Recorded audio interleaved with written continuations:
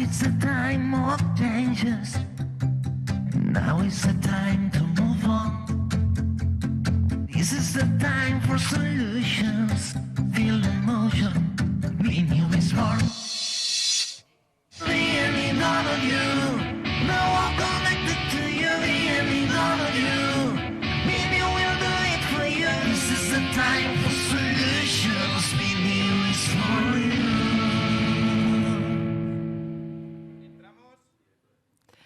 Seguimos aquí en la Barcelona New Economic Week. Empezamos ya este segundo debate de una semana pues, que estará llena de acontecimientos que hablarán en torno de la sostenibilidad, porque nosotros nos encontramos en el plató llamado B-Sustainability, aquí en el edificio de Roca Gallery. Son más de 800 speakers los que pasarán esta semana por aquí, 14.000 asistentes de 145 países y todos con un denominador común, hablar de nueva economía. El siguiente panel lo hemos titulado B-Fashion, moda y sostenibilidad. Fíjense, no sé si se han planteado nunca cuántas veces se visten a lo largo del día. La verdad es que unas cuantas. Uno se viste cuando se levanta pues para ir al trabajo. Si tiene suerte y antes de, por ejemplo, ir a buscar los niños, pues se puede cambiar de ropa y se vuelve a vestir. Si va a hacer deporte, se pone la ropa de deporte. Si se queda en casa, la de estar por casa. Si se va a dormir, el pijama. Y si tiene un evento, pues la ropa del evento. Por lo tanto, yo ya he contado como unas 6 veces que nos podemos llegar a cambiar de ropa al día. Y aparte, también es verdad que la industria, aquello de la temporada de invierno y la de verano, también ha pasado a la historia. Hay la de primavera, la de antes de primavera, la de después, con lo cual la producción de moda es cada vez más va en aumento.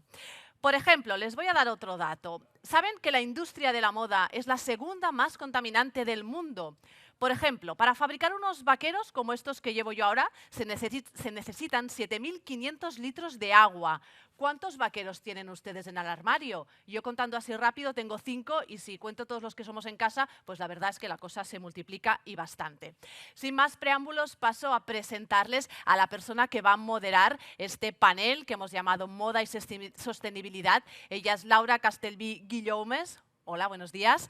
Está especializada en recursos humanos, finanzas y administración de empresas y es cofundadora y presidenta del Consejo Rector de The Cope, una consultoría de negocio, estrategia y marketing para la implementación de la Agenda 2030 en todo tipo de organizaciones. Pues nada, los siguientes 50 minutos son tuyos y de los ponentes que te acompañan. De mesa. Tenemos a Sylvie desde París. Good morning, Sylvie.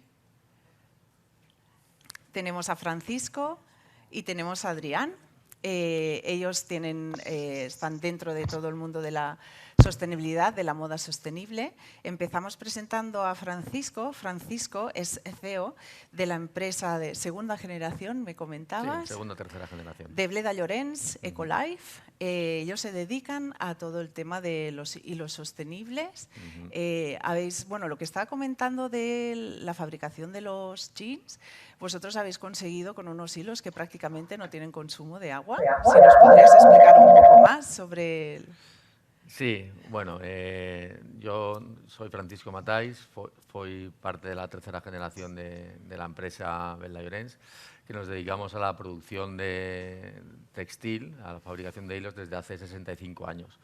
Y desde hace 35 años nos dedicamos y estamos focalizados en la producción de hilos con materiales sostenibles. Hemos sido pioneros en la fabricación de hilos utilizando algodón reciclado, utilizando poliéster reciclado, utilizando viscosa reciclada, pero con unos estándares de calidad muy altos y muy similares a los hilos convencionales y con todos los beneficios de los ahorros, que como estaban comentando, los ahorros del más importante que tenemos actualmente es el del agua, por ejemplo. Para producir 1 kilo de algodón hace falta 20.000 litros de agua. Nosotros, la base de nuestro producto es el algodón reciclado, que para la utilización de algodón reciclado no se utiliza agua, no se utilizan productos químicos, no se utilizan tintes y hemos centrado nuestra producción y hace 5 años creamos una marca y estamos totalmente focalizados y centrados en la fabricación de hilos con materiales sostenibles. Aparte de esto, siempre hemos sido una empresa que hemos innovado, hemos estado a la vanguardia de la innovación, sacando productos que hasta el momento nadie producía con nuestro sistema de hilatura. Y también hemos creado nuestro movimiento Ecolife o el eMovement, con el que queremos aunar partners para poner en contacto a diferentes actores del sector para conseguir ayudar a la industria textil que sea más sostenible. Y básicamente eso es lo que estamos Incluso haciendo. tenéis una gama que es hasta con huella de carbono Hemos sacado inversa. También, sí, hemos sacado también a través del eMovement, del movimiento Ecolife, sacamos una nueva línea de productos que es como la evolución de los proyectos de economía circular, que se llama eRetrace, que hemos llegado a un acuerdo con un partner australiano que es la primera plantación de algodón carbono positivo. Y esto significa, no es que sea sostenible, es que es regenerativo, que es hacia donde va toda la industria. Es decir, con la plantación de este algodón se consigue absorber más dióxido de carbono del que se emite. Y nosotros este año ya vamos a ser neutros en carbono, con lo que podremos ser la primera hilatura del mundo produciendo hilos carbono positivo. Y todo esto apoyado por una tecnología blockchain, que es una fibra que se llama FiberTrace, que con esta tecnología tanto el usuario final como las marcas pueden saber en todo momento dónde se encuentra, o sea, puedes ver los ahorros que ha tenido en términos de agua, los ahorros que has tenido en emisiones de CO2, la huella climática, dónde ha sido producido, puedes ver el ciclo de vida La del trazabilidad producto. de Y todo. eso es beneficioso para las marcas, porque esto es trazabilidad blockchain que no se puede falsificar, y para el usuario final también, que él puede saber, y cada vez el usuario final es más conocedor y quiere ser más partícipe de lo que está comprando y lo que está consumiendo. O sea, ahora el consumidor final sí que le importa realmente la sostenibilidad. Y con todo esto es mucho más accesible y mucho más visible para todos nosotros. Luego profundizaremos con la de la información Sí, para el sin consumidor. ningún problema. Después tenemos a Adrián Hernández. Adrián Hernández es un emprendedor, ingeniero industrial, fundador y CEO de Simplicity Works, inventor de patentes. Y ahora nos va a explicar un poquito la patente o la forma de fabricación de producir calzado de kilómetro cero. Exacto. Que nos explicarás un poquito la complejidad que se tenía antes de producir el calzado a 7.000 kilómetros de distancia, pues cómo habéis hecho para poder hacerla a kilómetro cero. Correcto. Bueno, en línea de la conversación de Francisco, yo soy ingeniero industrial, la segunda generación de fabricante de calzado. Nací en Venezuela, soy hijo de español. Bueno, desde los años 70, que recuerdo, veía una industria en Venezuela donde había una adquisición de maquinaria y una producción creciente. En los años 80 y 90 seguía siendo una industria, digamos, abundante en producción. Sin embargo, ya a partir del año 95, cuando empezó a ser, digamos, evidente la globalización, empezó las grandes empresas a deslocalizar la producción en Asia, pues se podía ver, también hubo un cambio en los controles de importación en los países, sobre todo de Sudamérica en ese momento, y empezó a caer la producción drásticamente. Bien, a partir del año 2000 ya se sentía que era muy sensible el cambio. Luego, en el año 2000 vine a España, estudié en el Instituto Tecnológico de Calzado, INESCOP, técnicas de fabricación y diseño.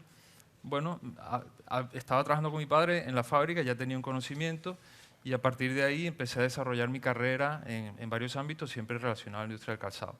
Lo que pude ver es que a partir del año 2004 sucedió lo mismo acá. O sea, se eliminaron una serie de barreras de importación, como es normal, en un mundo más competitivo y más eficiente. Sin embargo, bueno, generó un problema estructural en la industria. La producción se deslocalizó nuevamente a Asia y en ese momento, bueno, pude ser emprendedor también, fabricando calzado aquí en España, en otros países asiáticos, conocí la realidad y lo que pude ver es que teníamos, digamos, dos realidades diferentes. Una acá y otra en otros países donde la mano de obra era sumamente económica, entonces había un desequilibrio muy importante. Bien, el calzado es intensivo en consumo de mano de obra, o sea, la gente no lo sabe, o la mayoría supongo, pues hacer un par de calzados son unos 60 minutos. Bien, esos 60 minutos aquí en Europa pueden costar 10, 12 euros por par, que son unos 40 al consumidor. En Asia estamos hablando de menos de 1 euro. Por tanto, pues esa producción fue allá y parecía en ese momento, tal como lo intenté visualizar en el año 2009, que un método de fabricación que simplificara drásticamente la confección de un calzado podría permitir la relocalización de la producción de vuelta cerca del consumidor. ¿Qué consecuencias tiene eso? Obviamente tiene un impacto económico y en ese momento, tal como lo pensaba y lo pienso, y digamos que a día de hoy es algo sumamente relevante, es que la relocalización posibilita una industria cercana al consumidor y circular. Poder consumir materia prima local, como podría ser el caso de Francisco, que provea unos textiles o unos hilos para hacer tejidos, procesar esos materiales, hacer un producto terminado y el día de mañana ese producto consumido, obviamente de forma cercana, aunque también haya una distribución global, que pueda retornar a la cadena de reciclado y nuevamente de fabricación de un calzado. Entonces, la tecnología 3D Bonding nació como concepto en el año 2009, en el año 2011 se formó una empresa, una startup, trabajamos unos 5 años, digamos, desarrollando la técnica científica, salimos del laboratorio en el 2017 y a partir de ahí estamos industrializando. Hay empresas multinacionales que pretenden, obviamente, también alinearse con el concepto. Estamos hablando de las grandes empresas de deportivos, fabricar nuevamente cerca del consumidor y con ello tener una serie de ventajas en términos de sostenibilidad y también en términos de manejo de inventarios. ¿Bien? Entonces tiene diferentes beneficios. El mundo está cambiando drásticamente ahora mismo a raíz del COVID. Ha acelerado totalmente este cambio. Los problemas que hay de suministro en cuanto a materia primas y de producto terminado ha hecho abrir los ojos a empresas que de momento todavía estaban esperando un cambio. Y bueno, nosotros como empresa, startup, lo que pensamos es cooperar con empresas como la de Francisco en crear ese tipo de ecosistema que, bueno, sumando esas fuerzas podemos estimular una fabricación local en Europa, bueno, en América y, digamos, ser un poco más autosuficientes a nivel de continentes.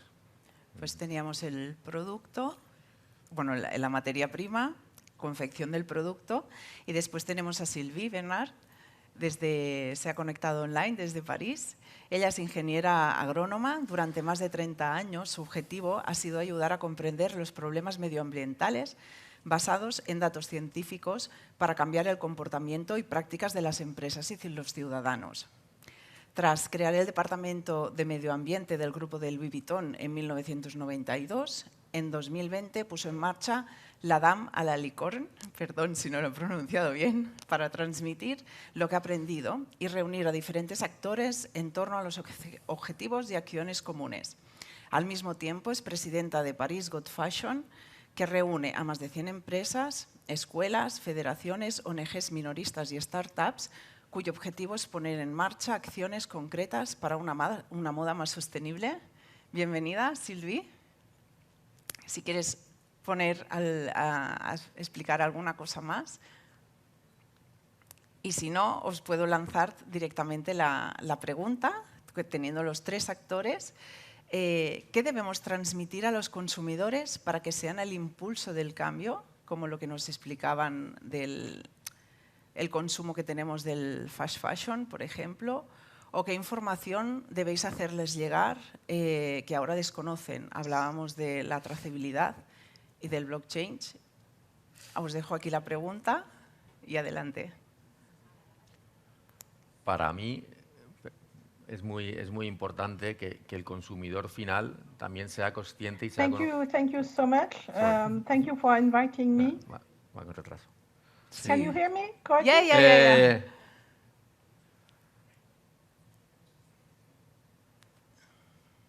Can you hear me? Yes. Vamos con unos segundos de retraso. Tendremos un poco de paciencia para que pueda introducirse también. Sí, sí, sí, sí.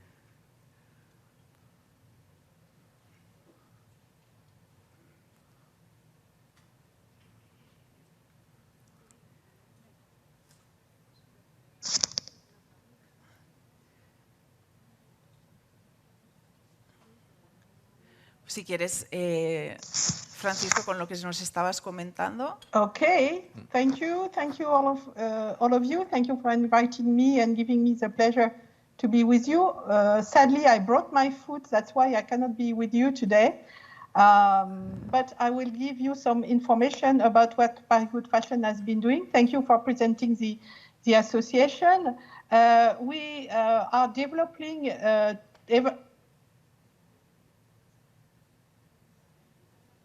okay. Should I keep on talking? Yeah. Go ahead.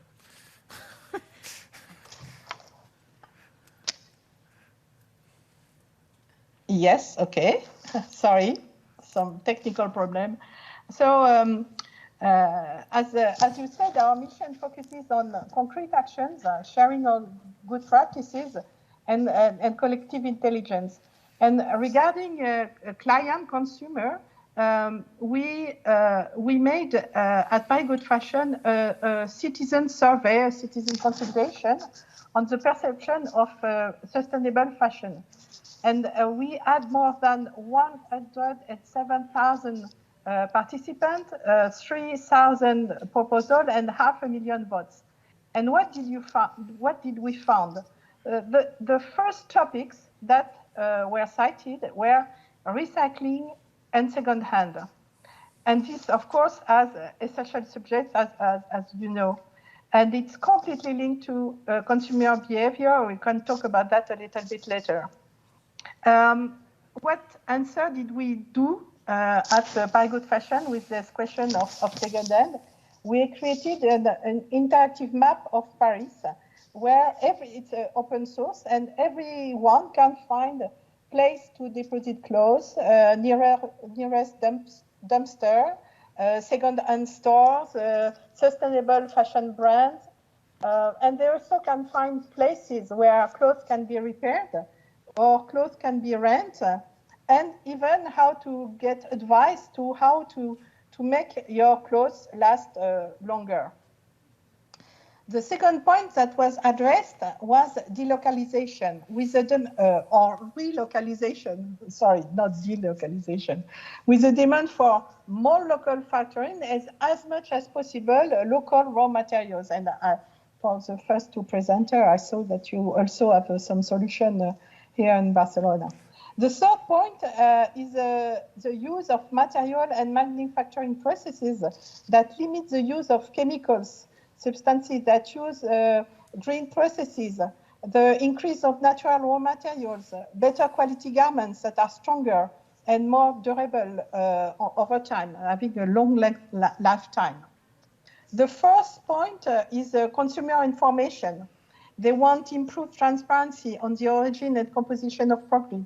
They want also to have their awareness raised on responsible fashion issues, and we also can talk about that later because you have, as you know, some fake news regarding sustainable fashion or greenwashing.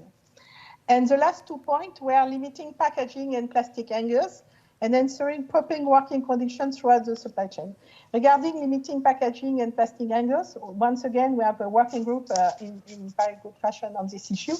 And the idea is to stop using plastic hangers and what we call polybags.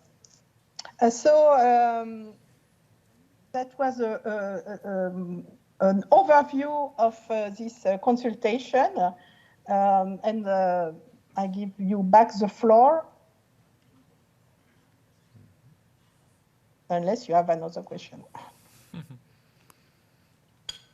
Adelante. Okay. Coming back to the point. I have no sound, so I don't have your answer. Sorry about that. Para mí lo que es muy importante a la hora de pues, a la hora de que la gente se consciencie realmente de del impacto que tiene y de lo que y de lo que o sea, un producto hay que medir cuánto de sostenible es. Y es muy importante en este sentido, o sea, el usuario final tiene que ser conocedor y tiene que ser el que demande producto sostenible en la industria textil, que eso ya está pasando. O sea, el consumidor, el usuario final ahora es mucho más exigente que lo era hace tiempo. O sea, de hecho, el tema del fast fashion está pasando un poco más hacia slow fashion. La gente quiere saber la procedencia de los productos, quiere saber cuántos recursos se utilizan para realizar esos productos textiles, y eso cada vez o sea, es una realidad que el mercado lo está demandando. Esa es una parte que yo creo que esa parte está bastante, o sea, el consumidor final está bastante concienciado. Luego hay una segunda parte, que son los grandes players del sector textil, los grandes grupos textiles, que deben entender que para tener un producto sostenible hay que diseñar sostenible. O sea, no se puede pretender tener los mismos diseños, tener 28 colecciones anuales. No se puede pretender que con lo mismo de antes ahora sea igualmente sostenible. O sea, para tener un producto sostenible hay que pensar en que la colección tiene que ser sostenible, y eso tiene unas limitaciones, pero estas limitaciones luego ayudan en el tema de que deben ser prendas más duraderas, deben ser prendas que no, como decía, que no sean tantas colecciones en tan poco tiempo, porque si se diseña pensando en sostenibilidad es mucho más sencillo. Y esto también parece que se está consiguiendo, porque antes había una desconexión total entre la parte industrial, los que fabricamos hilos, tejidos, zapatos, y la marca. O sea, que había como un gap enorme, o sea, que no había ninguna conexión. Y cada vez más, y es cierto que con el COVID esto se ha acelerado enormemente, ha sido como un acelerador de partículas. O sea, lo que ha pasado en año y medio con el COVID en términos de sostenibilidad, a lo mejor no hubiese pasado en 10 en condiciones normales. Y sí que es cierto que durante este año y medio muchas marcas y grupos finales están viniendo a conocer el proceso industrial, y son conocedores de las limitaciones, etcétera, etcétera, y de cuál es el proceso, procedencias, y esto es muy importante para mí. Perfecto. ¿Vosotros creéis que el consumidor estará dispuesto a pagar más por los productos cuando sepan todo lo que hay detrás? Por ejemplo, ¿creéis que el consumidor estará dispuesto a pagar los 20 euros más que pueda costar el precio hora aquí, sabiendo que el calzado se está produciendo desde aquí? Vale. ¿Y las marcas estarán dispuestas a pagar la producción? Tanto las marcas de Sylvie como experta en las marcas más francesas, y nosotros con los que trabajamos aquí, ¿están dispuestos ya a pagar el sobrecoste? Mi opinión personal, Sí. la premisa inicial es no. O sea, hay que trabajar sobre esa premisa. Sí. Ser competitivos, más competitivos que con la fabricación lejana, los que hablamos de relocalización.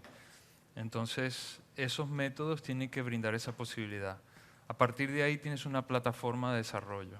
¿Okay? Sí es cierto que hay nichos de mercado que aceptan un precio más alto, pero hablamos de porcentajes muy bajos. O sea, si buscamos generar un impacto importante, esa es una premisa. O sea, que el consumidor no está dispuesto a pagar más, y bueno, las empresas tienen que buscar la competitividad para desarrollar ese cambio. Contamos con una ventaja: el consumidor de hoy es el catalizador del cambio que empezamos a ver ahora, ¿verdad? Yo diría, como ejemplo, el mío Francisco, la tecnología que utiliza es un desarrollo, digamos, bien establecido durante muchos años, y recientemente se le da el valor que tal vez se le tuvo que haber dado con una generación anterior. Se lo están dando los jóvenes ahora. Entonces ellos promueven el cambio. Y las multinacionales, algunas de ellas participan activamente en ese cambio a nivel de posicionamiento, obviamente de cuota de mercado, y bueno, y hay otras que están de cierta manera, digamos, arrastradas o impulsadas por el cambio que les viene, y se tienen que adaptar para seguir en competencia. ¿Bien? Entonces es un momento, yo creo, ideal, porque se combina un consumidor más sensible, que no es un consumidor que está hoy y el día de mañana no está. Es un consumidor que hoy tiene 18 años y va a estar en el mercado consumiendo el resto de su vida. ¿Y creéis que están suficientemente informados?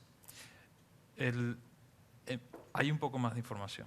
Un ¿ok? poco más. Hemos dado un par de datos aquí acerca de los litros de agua. Esos datos se recuerdan porque lo escuchas de forma repetida, ¿no? El comentario acerca de que es la segunda industria más contaminante ya es algo que la sociedad lo conoce, o sea que es un punto importante. Ahora, hay muchísima información que no se conoce y que se debió haber conocido hace muchos años atrás. Sí. Sylvie fue pionera entrando dentro de un comité de dirección con el Departamento de Medio Ambiente. Gracias también ahora muchas multinacionales empiezan a tener el Departamento de Sostenibilidad dentro de los comités de dirección, que esto hacía 10 años, no más, no estaban. Creo que es un trabajo que tenemos que ir haciendo todos poco a poco, pero sin pausa. Tenemos aquí 3 grandes ejemplos y creo que teníamos preguntas que querían hacer, ¿no? Bueno, pues entonces, si queréis, por ejemplo… May I speak? Yes. Yes.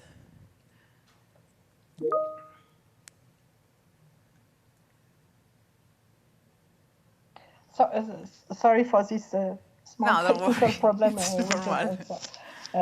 with the fact that I don't speak Spanish, and I'm so sorry about that. Regarding the informed choice by consumer, of course, this is a big issue because even if brands are doing a lot, if ever suppliers are doing a lot, if at the end of the day the consumer is not playing the game, the impact will continue to increase. So we have to find a smart way to give them information and to break some not so good solutions. Take the example of second hand. If people buy more clothes because they say, oh, at the end of the day, I'm going to sell it, so it's not a big issue. And if second hand generates more purchase of clothes, under the pretext that it will be resolved, the impact will continue to increase. If there is no efficient recycling in the city or region, and the clothes at the end of their life are found in open waste dumps, the impact will continue to increase. If no circular economy is not a perfect loop, which is without end, because each time the fibers is recycled, it's going to be shorter and shorter, and it won't be usable anymore to make a garment. Vegan leather is actually, in reality, it's plastic, sometimes mixed with natural fibers, but most of the time, small quantity of natural fibers. Recycled polyester, when you wash it, you are going to send in the water and then in the ocean thousands of microparticles. So this question of training, informing the consumer is something very important. And we want also to do that with Paris Good Fashion, and also some federation in France, and maybe also in Spain, are working on that. And what is the ideal?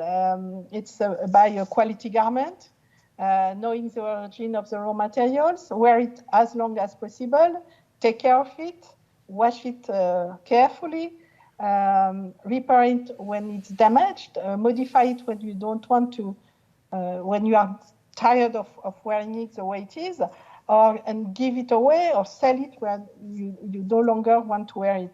This is the base information we all have to give to the consumer, and this can be done directly to your own consumer, and it can be that by certification that we can put on the table all together, create all together. And then when I say all together, I mean like in Paris Good Fashion, of course, brands, but federation, NGOs, and so on.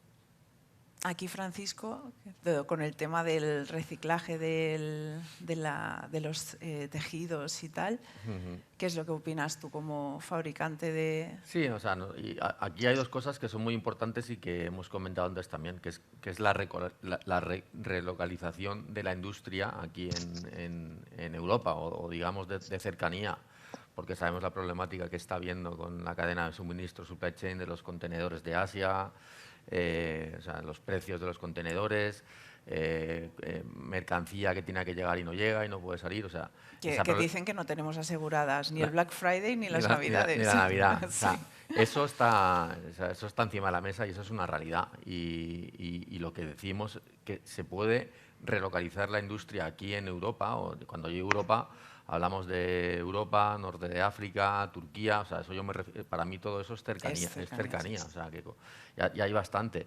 Con esto también, o sea, las marcas pueden tener beneficios también de menos stock, menos inventario, más repeticiones, o sea, que yo pienso que sí que es posible. Y sí que es posible que haya una relocalización y con esto pueden tener estos beneficios de huella climática menor, etcétera, etcétera. Y nosotros, por eso mismo, hemos creado lo que es una nueva línea de productos que va enfocado a los grandes grupos textiles industriales de Europa para aprovechar su desperdicio industrial, o sea, durante su proceso de confección o de corte del tejido, nosotros podemos reciclar su desperdicio, con ese desperdicio nosotros hacer hilo de nuevo y ellos otra vez tejido de nuevo. O sea, que al final estamos en proyectos de economía circular real y de cercanía, con lo que esto conlleva de hacer proyectos de 360 grados reales. Y esto se está adoptando y la gente lo ha recibido y acogido o sea, están expectantes porque es muy importante. Al final lo que hablamos y donde queremos llegar es a economía circular. O sea, que un producto no tiene por qué tener solo un uso, un ciclo de vida, puede tener diferentes. Y lo que decimos nosotros, o sea, donde tenemos la fábrica nosotros y la zona de Alcoy, ha sido como el hub del reciclaje textil europeo durante los últimos 30 años. Lo que pasa es que no se le daba el valor que tenía y parece que ahora se le empieza a dar. Y estamos preparados, tenemos capacidad, podemos responder a volumen. O sea, que pienso que es el momento, junto con la demanda natural del consumidor final. Y ya no solo eso, a nivel de normativa, en 2025 el desperdicio textil será tratado como el desperdicio normal de las diferentes basuras, etcétera, plásticos. O sea, es que ya no es una cosa que sea una opción, que tengo que ser sostenible o no, no es una opción ya, es que por normativa va a tener que serlo. Y estamos preparados para responder a este desafío. O sea, hay industria, hay posibilidades y se puede relocalizar, no la totalidad, pero sí una parte importante de la industria. Yo pienso que se puede relocalizar aquí, en Europa. En Europa me refiero, Europa, Norte de África, lo que he comentado antes. O sea, que veis el futuro de la moda haciéndolo kilómetro cero, dejando de mirar tanto a Asia y volviendo a mirar un poco hacia casa, Europa cercanías. Yo lo veo. Y el reciclaje, sí. Y volver a hacer economía circular real. Y el tema del reciclaje, o sea, nosotros como consumidores de textil en casa tenemos nuestras prendas y ha llegado el fin de ¿qué hacemos con ellas? ¿Cuál es la mejor manera de tratar todas nuestras prendas de ropa que ya no usamos y ya no las podemos pasar ni regalarlas? O sea, en vez de ir al cubo de la basura, ¿qué tenemos que hacer con ellas? Ahí se está avanzando y hay, a través del reciclaje mecánico de estas prendas, o sea, lo que pasa es que estas prendas sí que tienen que ser, o sea, hay que quitarle las cremalleras, hay que quitarle botones, etcétera. Pero estas prendas se pueden reciclar y se están reciclando y se han reciclado durante mucho tiempo, o sea, por un proceso mecánico que otra vez ni hay productos químicos ni hay colorantes, etcétera. O sea, se puede reciclar. Lo que pasa que también hay una problemática que el usuario final piensa que con un polo o un jersey nuevo lo entregas para reciclaje y de eso tiene que salir otra vez una camiseta o un polo de la misma calidad y eso es un error. O sea, hay unas limitaciones, pero sí que es cierto que con el reciclaje postindustrial hay empresas que ya se dedican al tema de quitarle botones, quitarle cremalleras y luego hacer un reciclaje mecánico para obtener una fibra y con esa fibra una utilidad. Ya no tiene por qué ser a la industria de la moda, o sea, puede ir al textil, pero puede ir para el relleno de automóviles, puede ir para materiales de construcción, o sea, que el consumidor final tiene que ser consciente de que el reciclaje no es una camisa la tiro a un cubo de la basura Y vuelve a ser y otra vuelve a ser una camisa. camisa. No, bueno, imagino como ahora las botellas de plástico Claro. son zapatillas o Sí, camisetas, pero ¿no? por eso, o sea, que hay que entender un poco el proceso, o sea, que por eso es muy importante la información que tenga el consumidor final, la información que la tengan las marcas, que sepan lo que quieren, o sea, que el reciclaje, en qué consiste el reciclaje, que si no va a una camisa puede ir a un tote bag, que la calidad del hilo no tiene que ser tan alta, o sea, hay muchas alternativas. Lo importante al final es, para mí, cerrar el círculo, hacer proyectos de economía circular, independientemente de si va al mismo producto con el que empezó la vida ese producto, o sea, quiero decir, porque tiene unas limitaciones. Pero sí que es posible, se ha hecho, se está haciendo y se hará. Y va avanzando, o sea, a nivel de nuevas tecnologías, a nivel de nuevos procesos, esto no deja de avanzar y cada vez más será más posible, cosas que hasta hace poco eran impensables. Y Adrián, tú que eres el inventor de la mesa, A ver. ¿qué nuevas ideas tienes? Sí, bueno, hemos hecho hincapié en la localización, ¿ok? Es un poco el claim. Ahora, hay otros puntos a tratar. La localización es importante porque sí que los que trabajamos en la industria sabemos que muchas veces un componente, una materia prima, viaja de Asia a Europa, se procesa acá y el producto terminado vuelve a Asia o viceversa. ¿Okay? Las líneas de distribución no solamente son 7.500 kilómetros, a veces se multiplican las mercancías y eso tiene un efecto contaminante y, bueno, y la sociedad ahora mismo es más sensible en ello. Ahora, hay otras líneas en las cuales se trabaja, muchas empresas, startups y multinacionales, bien sea en el ámbito de desarrollo de nuevos materiales más sostenibles, reduciendo la huella de carbono, polímeros o materias primas, textiles, y bueno, en el ámbito de procesos, nosotros incluidos, que el proceso sea más sostenible porque genera menos desecho, ¿verdad? Y además posibilita la localización. Hay muchos ejemplos, ¿ok? De personas que tienen un perfil de empresa similar al nuestro y que están preocupados en reducir esos consumos de agua y de químicos en la industria. Hay empresas, hay una de Valencia, seguramente que varias personas la conocen, Geanología. A mí me gusta hablar de ellos porque dentro de la industria textil su maquinaria y sus procesos pues eliminan toda esa, en hacer el jean de este como aspecto envejecido. Pues ya no tiene ese proceso mecánico de envejecimiento que tiene agua, son lavadoras, piedra, y el agua que utilizan para esos tintados y completar el proceso, pues la reciclan enteramente. Entonces tiene un impacto mínimo, prácticamente cero o cero. Entonces, esa es una área muy importante, ¿no? Los procesos. Yo diría materia prima, procesos, localización como tres aspectos fundamentales. Claro, sí, y al final simplemente es coger, analizar una empresa, cualquier empresa textil, vosotros ya lo habéis hecho y estáis un paso más, pero que a la gente que se dedica a la confección, pues que se pare, mire durante un tiempo qué está haciendo y cómo lo puede mejorar y solo con pequeños cambios se puede ayudar a mantener el planeta unos años más. Sí. Añadiría un cuarto punto, que es el qué hacer con los residuos que tienen difícil recuperación. ¿Okay? Hay iniciativas, hay una empresa en concreto también de la provincia de Alicante que intenta, se llama Green, ellos ese desecho que no tiene ninguna posibilidad de ser reinsertado en la cadena de producción, pues con ello logran obtener un aceite y con ese aceite luego se genera una materia prima posterior o un combustible. O sea, todo ese tipo de iniciativas tienen un grandísimo impacto porque hablamos de millones de toneladas que terminan en una montaña, pues esas toneladas las puedes monetizar, o sea, puedes generar un negocio de ello y obviamente un impacto ambiental pues mínimo. Y una pregunta para los tres. ¿Qué os impulsó a hacer vuestro negocio desde la mirada sostenible? ¿Cuál fue?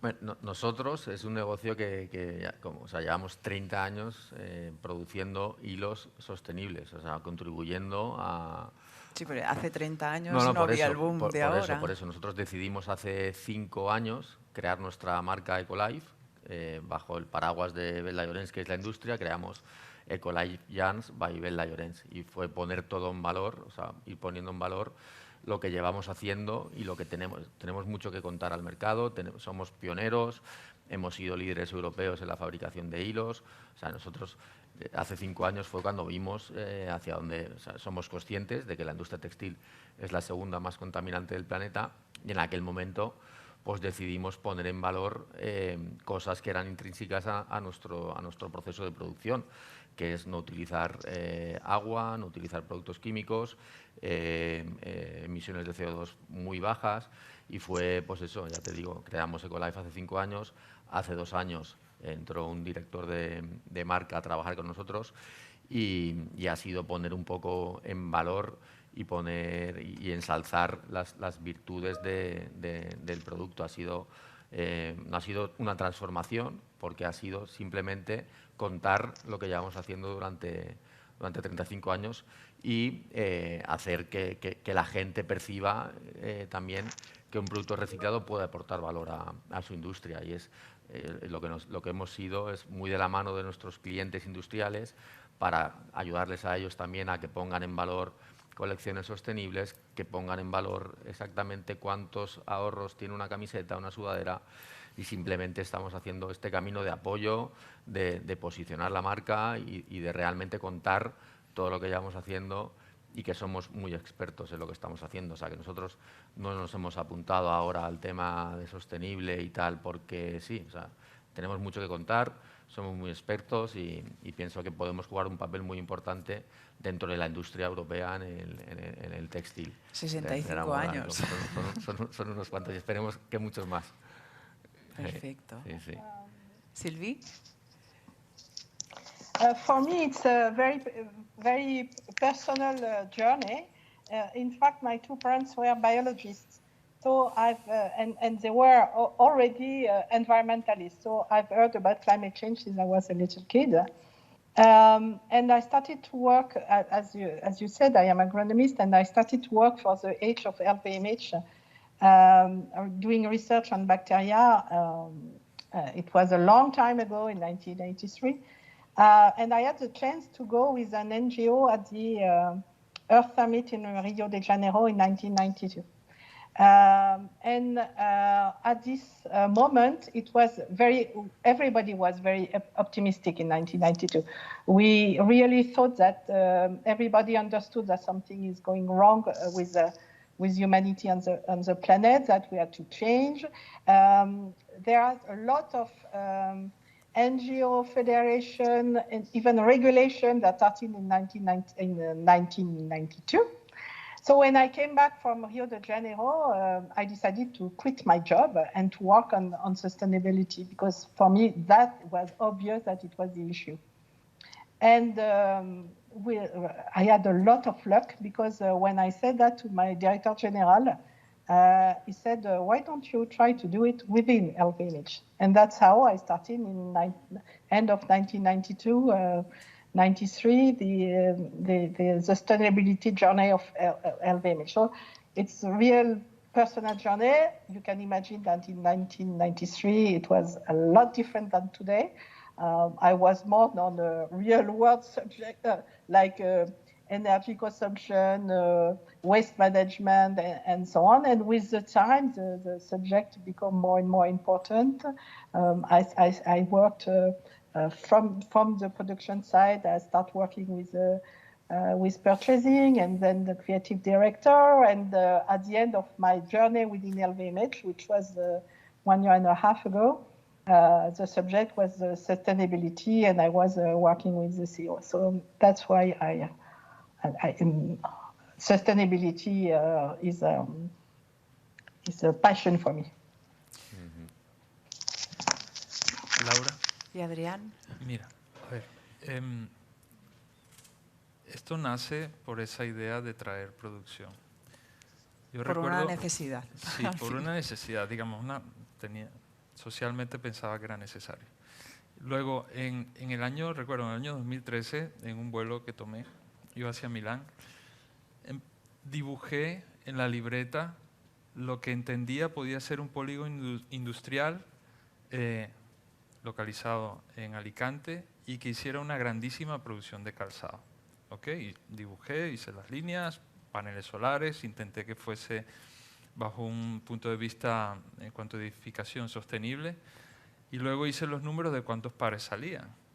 Y cuando haces eso, que lo ves bajo un punto de vista, digamos, a gran escala, te das cuenta de que es una fábrica no solamente de zapatos, es una fábrica de basura. Entonces, ahí realmente te sientes muy responsable de lo que hagas, porque tu método puede ser muy beneficioso o no, porque se va a hacer mucho de eso. Entonces, es tu responsabilidad pensar absolutamente en todo lo relacionado a lo que es una zona industrial para que todas esas materias primas se procesen y luego puedan ser reinsertadas o procesadas dentro de... Si no, como te comento, por un lado salen zapatos y por el otro lado salen desechos. Entonces, cualquier inventor o emprendedor que piense a nivel global, en grandes cantidades, se tiene que tomar muy en serio esto. Porque si no, lo que puede ser una muestra de laboratorio que no genera ningún impacto, a nivel global puede ser algo o muy beneficioso o todo lo contrario. ¿Y qué habéis hecho vosotros para reducir toda esa basura que encontrasteis al principio? Pues ese polígono industrial es un concepto que lo denominamos Eco Challenge. De hecho, es un concepto que se presentó en cuanto a las iniciativas que solicitó el gobierno en términos de sostenibilidad e industrialización con los fondos europeos. Agrupamos, hicimos un llamado a empresas nacionales, cada una con una iniciativa diferente, que al final podían alinear sus iniciativas, algunas de las empresas que mencioné, perfectamente la empresa de Paco. Interactuamos entre todos, sumamos 47 empresas, cada una con una voluntad para invertir. Son empresas privadas que desean invertir porque creen que ese proyecto tiene viabilidad. Y bueno, se hizo una carta de intención, obviamente el gobierno regional la interpretó como muy positiva y es una de las iniciativas que se discuten a nivel nacional para crear ese entorno industrial que está conectado tanto en la cadena de suministro de forma física, yo proceso aquí, me pides 10 minutos antes, lo proceso y te lo llevo al destino donde se va a ensamblar, porque estamos conectados también digitalmente. Entonces, ese concepto de Eco Challenge tiene ese componente productivo, digital y de sostenibilidad. Entonces, al final es una iniciativa, cada uno tiene su propio digamos, parcela de negocio, de creación, de ideas, y lo importante es que esas empresas o esas mentes puedan trabajar en conjunto.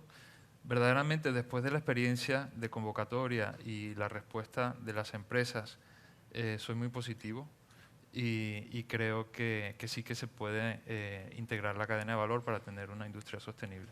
Pues muchas gracias, Adrián, Paco, Silvi. Muchas gracias, ha sido un debate muy interesante. Yo creo que nos quedamos con la conclusión de que al final la moda sostenible es rentable. Tenemos 3 claros ejemplos. Así es. Y adelante. Por nuestra parte también, muchas gracias, muy interesantes las reflexiones que se han hecho. Yo me quedaría con algunos mensajes esperanzadores, como que el consumidor cada vez más está preocupado por el proceso, por el producto, por el origen, por también lo que decía Silvi, que en el último año y medio ha habido un gran cambio hacia la sostenibilidad. También en que para producir sostenible hay que pensar también en que todo ese proceso sea sostenible, el diseño también. Y me quedo también con una frase que se acaba de decir y que prácticamente podría ser una imagen, que es que una fábrica de zapatos es una fábrica de basura. Con esa imagen yo creo que nos hemos hecho muy bien una idea de lo que es moda y sostenibilidad. Aquí acabamos con este Be-New destinado a esta temática, pero dentro de un rato, cuando no se vayan, cambien de canal, eso sí, porque les dejamos con el Be Inspired. Markets. Estará en el plató ubicado en la antigua fábrica DAM, allí donde se desarrolla el B-Logistics, por tanto en el canal B-Logistics, y allí podrán escuchar a Anxo Pérez, que nos explicará que la felicidad es una cuestión de estrategia. Yo no me lo perdería. Desde aquí el B-Sustainability conectaré con el B-Logistics para seguirlo.